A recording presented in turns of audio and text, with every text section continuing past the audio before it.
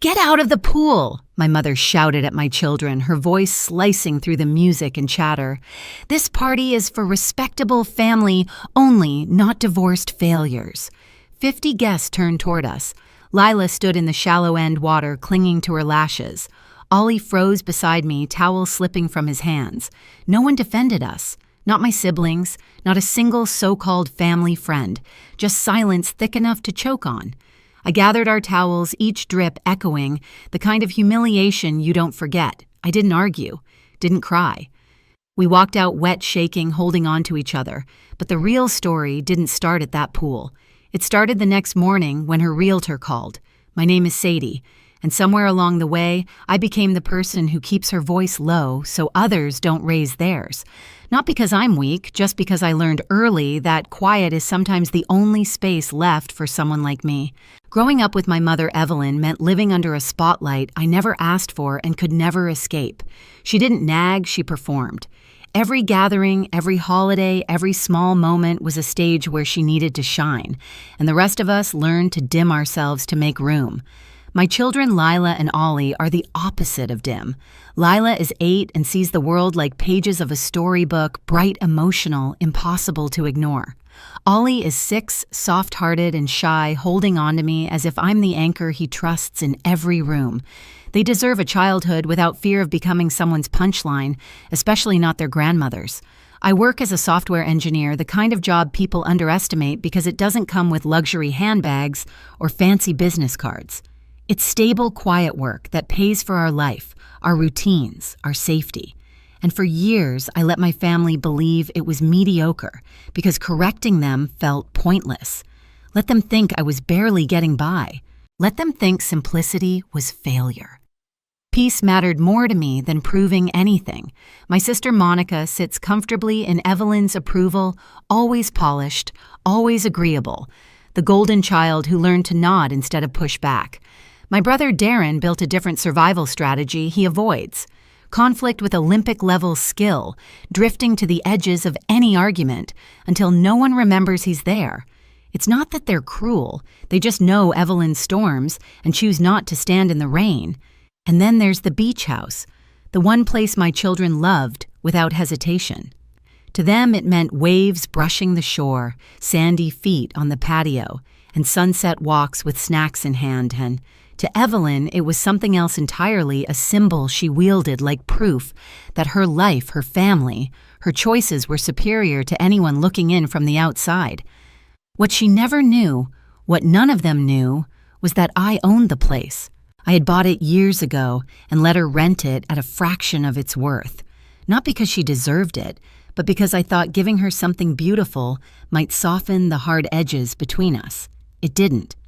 In my own home, the one I chose deliberately for its warmth rather than its size, life is slower. I fold laundry while my kids tell me stories. We cook simple meals. We make space for each other's feelings. There is no competition there, no measuring of worth, no whispered rankings of who is doing better in life. But as much as I tried to shield my children from my family's hierarchy, the pool party proved something I had ignored for too long. Evelyn never saw us as family. She saw us as an inconvenience she tolerated until she didn't. The morning of the pool party started with the kind of excitement only children can generate. Lila woke me up by climbing onto my bed, already wearing her swimsuit under her clothes. Ollie dragged his bucket of beach toys to the front door, insisting we might need them just in case the pool gets boring. I packed sunscreen, snacks, towels, the normal things a mother carries when she wants her kids to feel included, even if she herself is bracing for something else. The drive to the beach house took a little over half an hour winding through coastal roads, where the ocean appeared and disappeared between houses. Lila hummed along with a song on the radio. Ollie kicked his feet against the seat, staring out the window. I tried to enjoy their joy, to let it soften the knot in my stomach, but years of being around my mother had taught me to expect a shift in the weather even on the sunniest days. When we arrived, the place was buzzing, more crowded than I expected. People in sunglasses lounged by the pool. Kids splashed at the far end. My mother stood near the patio with a cluster of women from her book club, the ones who always spoke just a notch too loudly when they were trying to sound impressive. Lila spotted two cousins she recognized. She grabbed Ollie's hand and they ran ahead, their towels bouncing behind them. I followed, carrying the bag, doing my best to disappear into the flow of the party without needing Evelyn's approval. I didn't even make it to the shaded part of the patio before it happened. "Get out of the pool." Her voice cut through the air like a blade. Conversation stopped mid-sentence. Water splashing slowed. I turned toward the shallow end and saw Lila climbing down the ladder, her smile fading the second she realized the shout was meant for her. My mother stepped forward, voice louder, clearer, as if she wanted to make sure every last person heard her judgment. "This party is for respectable family, only not divorced failures." The words floated above the water, sharp and unmistakable. My children froze. Lila's hands gripped the cold metal ladder, her face pinking with confusion. Ollie pressed into my legs so tightly it almost hurt. 50 guests stared at us, some pretending not to, some openly watching. No one said a word. Not Monica, who stood by the snack table pretending to adjust her bracelet. Not Darren, who lowered his eyes to his phone. Not any of the people who had eaten meals at my table, who had smiled at my children, who claimed they were like family. I walked to the edge of the pool and held out a towel. Lila stepped out slowly, water cascading down her arms. I wrapped her up, pulled Ollie close, and gathered our things. Every drip from our clothes felt like a clock ticking inside my chest. No yelling, no arguing, just silence. We reached the car before either child spoke. Then Lila's voice came small and cracked. "Why does Grandma hate us?" I didn't answer right away. Because the truth was simple and devastating, I had allowed this to go on too long. I had allowed my mother's cruelty to shape the room we all stood inside. And in that moment, I knew something had broken, not in me, but in whatever was left of the fragile peace I had tried so hard to maintain. That night, after the kids fell asleep curled against each other on the couch, I sat at my small dining table in the dim light and listened to the quiet of our house. Not the tense, suffocating quiet of earlier. This was different. It felt like a pause between heartbeats the moment before a decision hardens into certainty. I pulled out the drawer where I kept a folder of documents I never planned to use in any dramatic way. Property records, rental agreements, payment summaries, notes from the years I'd managed the beach house through a local property company. Nothing flashy, nothing complicated, just the practical truths of a woman who built her life quietly and refused to perform it for anyone. I spread everything across the table: the beach house address, the purchase date from years ago, Evelyn's monthly rental payments reduced to less than a third of the going rate because I thought making life easier for my mother would make our relationship easier too. That illusion shattered the second she told my children they didn't belong in a pool I paid to maintain. My hands didn't shake. My breath didn't quicken. The anger wasn't loud. It was focused, clean, almost cold. Revenge wasn't the point. Boundaries were.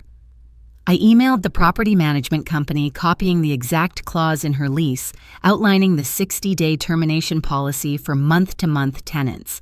Then I asked them to issue formal notice first thing in the morning. I closed the laptop, turned off the kitchen light, and went to bed with a clarity I hadn't felt in years. The next morning, the call came right on schedule. "Hi, this is Coastal Property Management," a calm voice said. "We've notified your tenant that the beach house lease is being terminated by the owner." I thanked them and ended the call just as my phone lit up again. "Mom." I let it ring once before answering. "What is this?" Evelyn's voice was already raised, sharp and indignant. "I got a message saying the beach house owner isn't renewing my lease." "Is this some mistake?" "No," I said. "Just that." "Well, who do I talk to? I've been a loyal tenant. I have rights. Someone must have complained about me." "Was it you?" "You'll need to follow the instructions in the notice." "You're not answering my question." "Sadie?" Her voice vibrated with disbelief, the same tone she used when a cashier dared tell her a coupon expired. "Are you behind this?" Instead of explaining, I said I have to take the kids to school and hung up.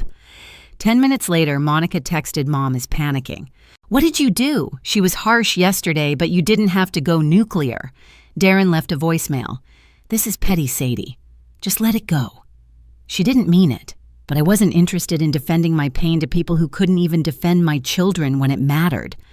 By noon, Evelyn called again. This time her voice wasn't angry. It was frightened. Please call me back. Where am I supposed to go for the summer? Everything near the coast is booked. I didn't respond. Not because I wanted her to suffer, but because silence was the only language she had ever ignored until now. And suddenly, it was the only one I was willing to speak. The official notice from the rental board arrived 9 days after the pool incident, an email confirming the date and time of the hearing Evelyn had requested. I read it once, twice, then closed my laptop.